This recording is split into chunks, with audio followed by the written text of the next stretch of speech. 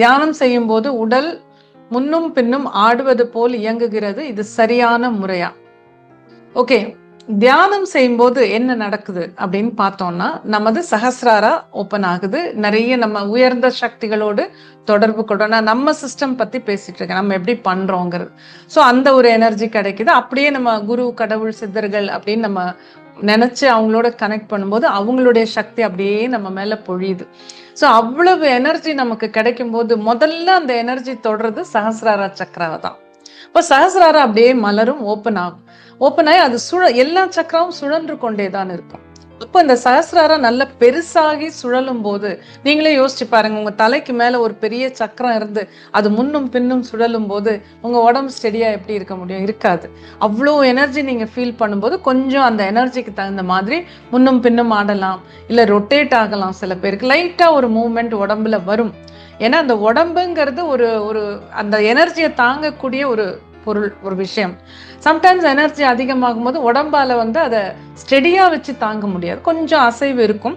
தப்பு இல்லை, நீங்க தியானம் முடிச்சு எழுந்து கொஞ்ச நேரத்துல அது சரியா போயிடும், அதுல ஒன்றும் கஷ்டமே இருக்காது.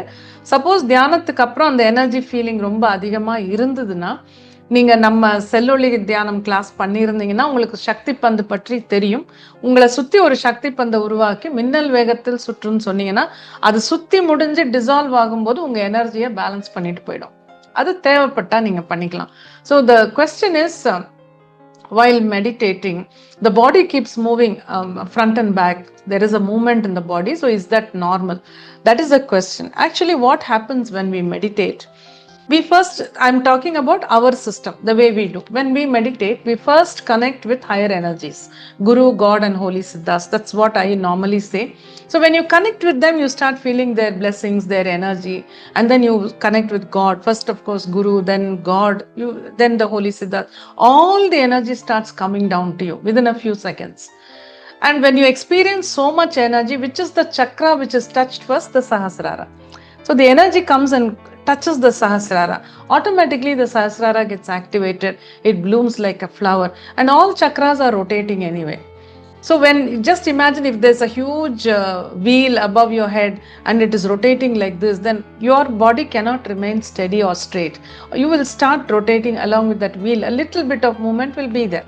So when the Sahasrara is rotating back and front and left and right and it's becoming bigger, then automatically there's a lot of energy flowing through you, and the movement of the Sahasrara, the blooming of the Sahasrara will make the body move, because the body is a vessel, and when the energy flows through the body, sometimes the energy that flows is so high that the physical body finds it difficult to accommodate or to absorb. So it moves a little bit like this, that, and then after the meditation it becomes all right, you get balance. But supposing after you complete your meditation and you get up, then also you feel a lot of energy, you're not feeling it can happen rarely to some people. So if that happens, if you have attended our Cell Glow meditation class, you will know about our energy ball technique. You create an energy ball around your whole body and say rotate at the speed of lightning. That's all. As it rotates and dissolves, it will balance your energy and dissolve. So if you know that technique, you can do. Otherwise also, if you just leave it for some time and start doing your normal work, don't keep thinking of this energy, it will get balanced automatically.